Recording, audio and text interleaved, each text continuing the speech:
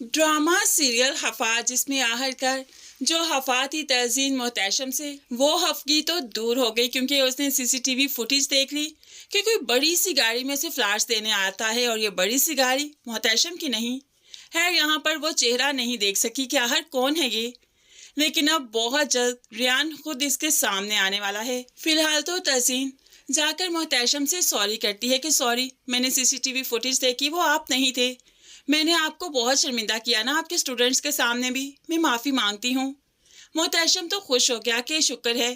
تزین کے سامنے میری سچائی تو آئی، لیکن وہ اس بات سے بھی کافی پریشان رہنے لگا ہے کہ تزین کی منگنی ہو چکی ہے اور بہت جلد اس کی شادی ہے۔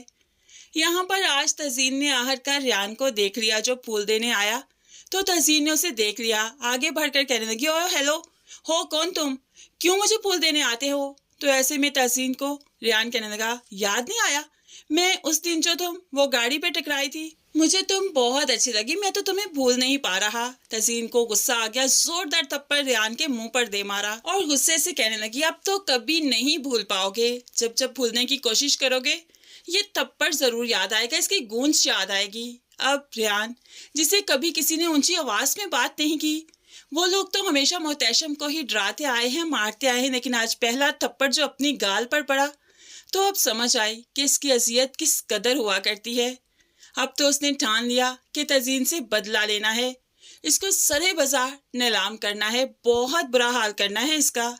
خیر، یہاں پر تزین کی زندگی آگے چل کر واقعی ریان کی وجہ سے کافی سفر کرنے والی ہے، تبھی تو فراز اس کی زندگی سے جائے گا اور محتشم اس کی زندگی میں آئے گا۔ فی الحال تو فراز جو ناراض تھا تزین سے کہ اس نے چیک نہیں دیا، شادی کے معاملے میں کوئی ہیلپ نہیں لے رہی،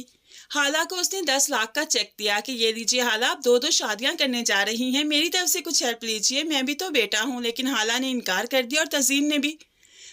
بھی یہ کہتے ہوئے انکار کر دیا کہ میں اپنی ذمہ داریاں خود اٹھا سکتی ہوں، جس پر فراز 2 دن تک تو ناراض رہا۔ تزین کالز بھی کرتی رہی لیکن وہ پک نہیں کرتا تھا، لیکن آخر کار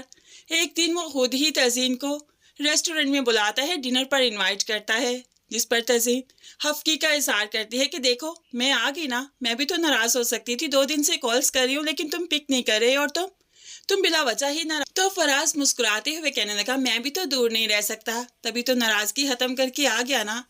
اب تو دونوں میں پھر سے پیچ اپ ہو گیا، اب تو تزین اور فراز دونوں بہت خوش اور پھر سے شادی کی تیاریاں ہونے لگی، لیکن ان تیاریوں میں اب طوفان آیا جب بھائی سب کچھ لے اڑا۔